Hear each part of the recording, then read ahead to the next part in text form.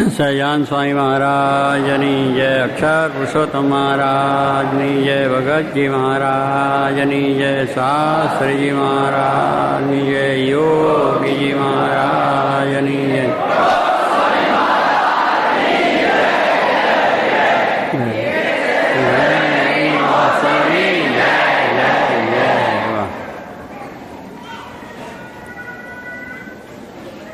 આજના પ્રસંગે આપણને આ જે શો બતાવવામાં આવ્યો એની અંદર ખૂબ સુંદર રીતે એમને રજૂઆત કરી સંઘનિષ્ઠા ઉપર. અને સંઘનિષ્ઠા હોય તો આપણો પ્રોગ્રેસ, આપણો વિકાસ એ પણ થાય છે અને આપણા જીવનમાં શાંતિ અને સુખ પણ મળે છે. કુટુંબમાં સંઘનિષ્ઠા હોય તો કુટુંબ પણ ખૂબ સારો વિકાસને પામે, સુખી બને. સમાજમાં સંઘનિષ્ઠા હોય તો એ પણ સમાજ એક સારો વિકસે છે અને સુખી બને છે. રાષ્ટ્રમાં જો આ જાતની એક સંઘનિષ્ઠા હોય તો રાષ્ટ્ર પણ સારો વિકાસ પામે અને રાષ્ટ્રમાં સુખી થવાય છે. એવી રીતે આપણા સત્સંગની આ વાત છે કે સત્સંગમાં પણ જો આવી એક નિષ્ઠા, સંઘનિષ્ઠા હોય તો એ સત્સંગનું સુખ પણ આપણને આવે, સત્સંગની વૃદ્ધિ પણ થાય અને ભગવાનને સંત આપણા પર રાજી થઈ જાય. એટલે એ ઉપર આ બધી વાત છે અને સંઘનિષ્ઠાથી જ આખું કાર્ય થયું છે. એમાં ભગવાનને સંતને રાજી કરવાનો ધ્યેયને હેતુ, જેથી કરીને આપણને આપણી જે કંઈ વસ્તુઓ સ્વભાવ પ્રકૃતિ એ મૂકવાની છે. કારણ કે મૂક્યા સિવાય તો સંઘનિષ્ઠા થાય જ નહીં. ભગવાને ભગવાનના ભક્તોનો જે મહિમા કહ્યો છે એ મહિમાની જો દ્રષ્ટિ આપણે હોય તો સંઘનિષ્ઠા પણ રહે. પણ એ જો મહિમાની દ્રષ્ટિ ન હોય તો પછી અવગુણ, અભાવ, ખેંચાતા, અહમ, મમત્વ, આ બધા ચિત્રો આપણે જોયા કે એ રીતે પેલું કૂતરું જાણે સિંહ ભણી, પેલો શિયાળ સિંહ ભણી, કૂતરું કામ ભણી. એ શું ખેંચાતા રહે, એને ખેંચાતા રહે કે હમ મત છે કે હું કરું છું ખરો છે, એટલે કે હું કહું ખરો છું, હું કહેવું એ સાચું છે, બધું હું સાચું છું. પણ ગુણાતાન સ્વામી આપણને એક વાત કરી છે, આપણી જો મહિમાની દ્રષ્ટિ હોય તો સંઘનિષ્ઠા થાય અને આપણું કાર્ય સારું થાય. એના પર કહે છે કે આ સત્સંગમાં બધા સમજે છે, હું નથી સમજતો. સત્સંગમાં બધા મારાથી મોટા છે, બુદ્ધિવાળા છે અને સારું સમજે છે, હું નથી સમજતો. એટલું જો હોય તો કોઈ જાતનો હમમત્વ રહે નહીં અને બધાના પ્રત્યે સારો ભાવ રહે. પણ દરેકને એમ થાય છે કે હું સમજું છું એવું કોઈ સમજતા નથી, હું જે જાણું છું એવું કોઈ જાણતા નથી. તો પછી અવગુણ આવે, અભાવ આવે અને એકબીજાના પ્રત્યેનો એ થઈ જાય. એટલે આ બધી મોટા પુરુષોએ શાસ્ત્રોમાં પોતાના જીવનમાં બધી વાત કરી છે અને બધા સૂત્રો આપણે જોયા છે એ પણ એમાંથી, પુસ્તકોમાંથી, મહાન પુરુષોમાંથી આવેલા છે. સંઘનિષ્ઠા એક સંભ થાય. જોગી મહારાજ તો કાયમ પોતે કહેતા સંભ સુહૃદ ભાવની એકતા.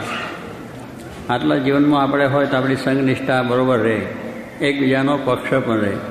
મહિમા હોય તો રહે ને, મહિમા નથી એટલે બધું કચાર છે.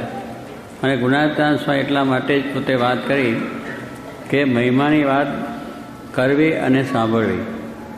મહિમા એટલે ભગવાનનો મહિમા કહો, સંતનો મહિમા કહો, એકબીજા હરિભક્તનો મહિમા કહો, એક સંતનો કહો, કે જે છે એનો એકબીજાનો મહિમા આપણે સમજીએ. ત્યારે ભગવાનના સંબંધમાં આવ્યા છે, સત્સંગમાં આવ્યા છે, એનો મહિમા સમજવાનો. તો એ મહિમાનું જો આપણી દ્રષ્ટિ હોય તો પછી આપણને એ રીતે આપણે આગળ વધી શકાય. એટલે મહિમાની વાત કરવી ને સાંભળવી, અને અમહિમાની વાત કરવી નહીં ને સાંભળવી નહીં.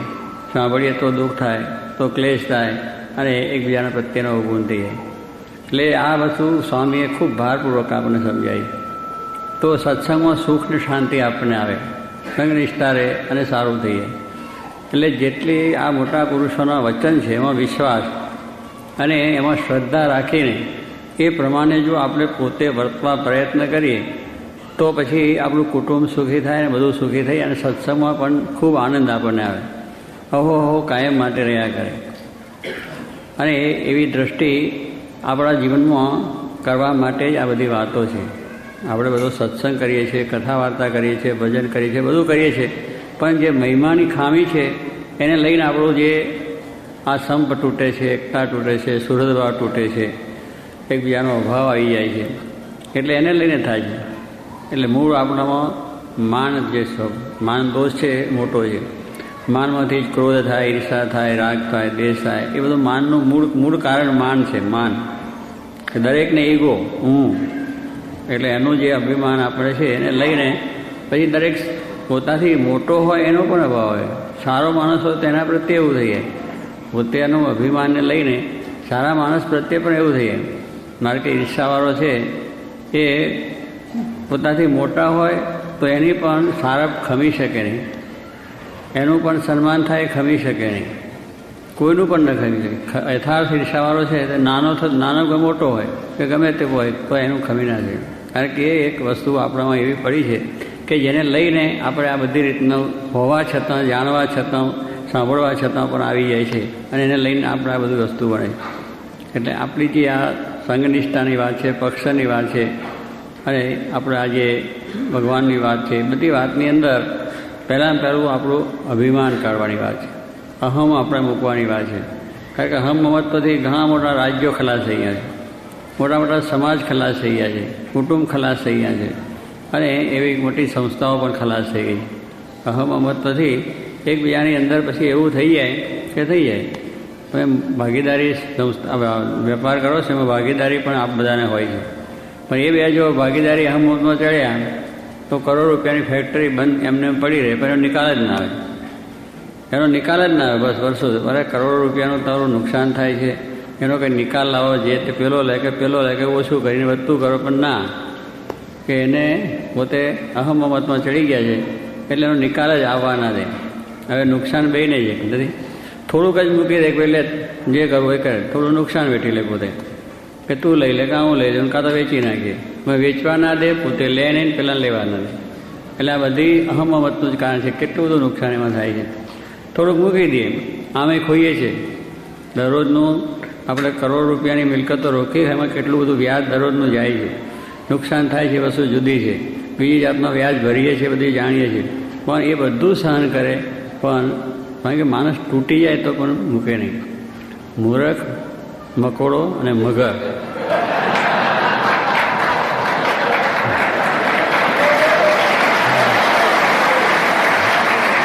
એટલે આ ત્રણ વસ્તુની વાત છે કે મૂરખ એક માણસ હોય, મકોડો છે અને મગર. મકોડો છે એને તમને અહીંયા જરા આપણને કહેડે છે ને એટલે એના બે આગળ બધું ભરાવે આપણી અંદર ચામડીમાં. પછી એને તમે આમ ખેંચો ને તો એના બે ભાગ થઈ જાય, પેલું મૂકે નહીં, મરી જાય. કહેવાનું શું કે મમતનો માર્યો માણસ મરી જાય છે પણ મૂકી ના શકે. એટલે મકોડાનો એવો સ્વભાવ છે કે બે ભાગ થઈ જાય એના, એક બાજુ આમ પેલા ચોટેલો રહીને એક ઉખડી પેલા તાને એટલે તૂટી જાય, મરી જાય માણસ. મમત્વને મૂકાવે શું એમાં ફાયદો થયો? મૂકી દેવું જોઈએ કે ભાઈ હવે આપણને આ લોકો ખેંચે તો મૂકી દો, કે આપણે એમાં નુકસાન નથી દેવાનું. અને નુકસાન જાય તો શું, પણ આપણે સામે કે સાજા છે તો ફરી ભેગું થયું. એમ મગરનો પણ એવો સ્વભાવ છે. મગર છે એ પકડે એ મરી જાય તો પણ એ પણ મૂકે નહીં. એવી રીતે મૂર્ખ માણસનો સ્વભાવ, કે મૂર્ખાઈથી એવી બધી હોય છે કે બધી રીતે માણસ તૂટી જાય પણ કંઈ નહીં, છિન્ન ભીડ થઈ જાય પણ મૂકી શકે નહીં. સત્સંગની અંદરથી બરબાદ થઈ જાય, બધું થઈ જાય અને બધી રીતનો એકલ થાય તો પણ સત્સંગની અંદરનો અભાવ અવગુણ જે હોય મૂકે, હું જ સાચો છું, હું જ બરાબર છું, મારી જ વાત કરી છે, એમ છે તેમ. એટલે એની અંદર પછી આપણને એવું થાય. એટલે એ સ્વભાવ આપણે મૂકવાના છે. એ સ્વભાવ આ સાંભળીને આપણી અંદર દરરોજ નિરીક્ષણ કરવાનું કે આવા સ્વભાવ આપણામાં છે. આજે આ જે વાત સભામાં થઈ છે અને આ આપણે જોયું છે એવું જે કંઈ આપણી અંદર હોય, કારણ ખૂણે ખાંચરે પડ્યું રહે છે. અને એક ખૂણે ખાંચરે જો રાખી મૂકીને તોય પાછું પ્રગટ થઈ જાય. પ્રસંગ આવે ને તો કે હું ઓળખાશ, ઓળખીએ છે, મારે ઓળખીએ છીએ, તમે કહો મોટા ભક્તરા છો, સારા છો, બધા કોઈ, પણ તે દાડે પેલું થઈ જાય, ભાન ભૂલી જાય પછી. કારણ કે એને જે ક્રોધ આવેશ આવે છે એ ક્રોધની અંદર માણસને ખબર નથી પડતી, જેને કહે છે ને વિરૂપ થઈ જાય માણસ. ક્રોધની અંદર વિરૂપ માણસ એનો એ જ હોય. એના બધી જાતની જે એની પોતાનો દેખાવ છે બધું એનું હોય, પણ એમાં વિરૂપ શું થાય, માણસ એકદમ લાલચોળ થઈ જાય, એની આંખો પણ ફરી જાય, હોઠ પણ ઓવર થતા હોય ને, શું કરી નાખું, આમ બોલે ને બોલાય નહીં પણ એવું ફરફડ થઈ જાય. હવે જોજો, ક્રોધાવેશનો માણસને એટલો વિરૂપ થઈ જાય છે, અને વિરૂપ થયો એટલે ભાન ભૂલી ગયું કે હું ખાનદાન કુટુંબનો છું, કે હું સાધુ છું, કે હું હરિભક્ત છું, કે હું આ રીતે કોઈ અધિકાર મોટો છું, કે એવી જાતની બધું ભાન ભૂલી જાય. અને એ ભાન ભૂલી જાય અને પછી ગમે તેમ માણસ કરી નાખે, એ સામાનું અપમાન કરી નાખે, એનું ખૂન પણ કરી નાખે, એને બરબાદ પણ કરી નાખે. એક થોડુંક જ સહન જો કરી લે તો ઘણું સરસ થઈ જાય. પણ સ્વામી કહે છે એવું ક્રોધ છે, વિરૂપ છે. હવે વિરૂપ છે જાણીએ છીએ, હવે એને જો આપણે આવે તો સ્વામિનારાયણ સ્વામિનારાયણ કરીને આગા પાછા થઈ જાય તો બધું સારું થઈ જાય. એટલે એને ટાળવાનો પ્રયત્ન કરવા બદલે ઉગ્રતા આવી જાય, અને ઉગ્રતા આવે એમાં પછી ઘણી જાતનું નુકસાન થઈ જાય. પછી પછતાય કે બહુ ભૂલ થઈ ગઈ. પણ પછી શું, રાડ્યા પછી ડાપણ શું કામ હોય? પહેલેથી પતિની સેવા કરી હોત ને કે આગુ પાછું ના કર્યું હોત તો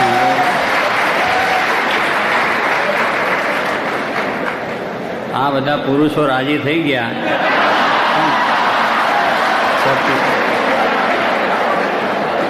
સતીના ધર્મ છે એમ સતાના પણ ધર્મ છે.